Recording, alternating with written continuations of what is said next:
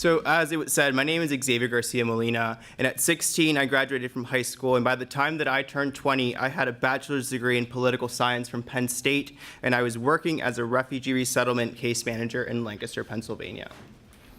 During my time as a refugee resettlement case manager, I resettled about 75 individuals, all of which looked to us to be better. In fact, 3 of them were forced to leave their homes, family, and everything they've ever known because they feared that their identity as gay men in their home country meant being shunned, tortured, or murdered. But I'm not here to brag about myself or tell you that I believe we've not lived up to their dreams and their sacrifices because members of our community are still being shunned, tortured, and murdered. Dana Martin, Ashanti Carmen.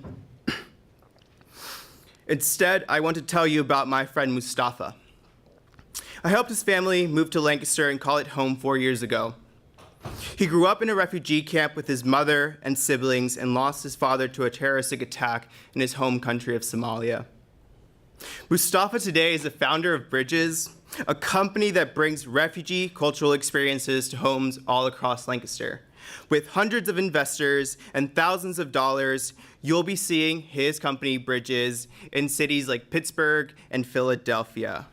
While all the hard work is rightfully credited to Mustafa, the assistance that I was able to provide him in resettling and achieving the American dream was not limited by my identity as a gay man.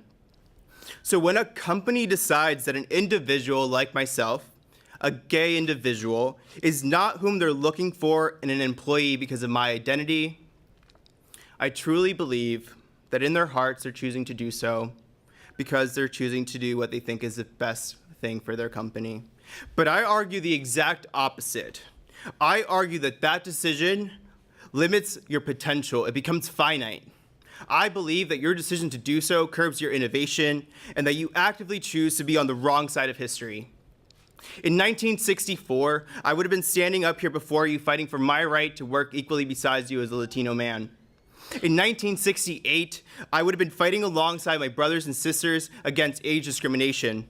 As a 24-year-old person running for city council, I know what it's like to not be in the prime age for a job.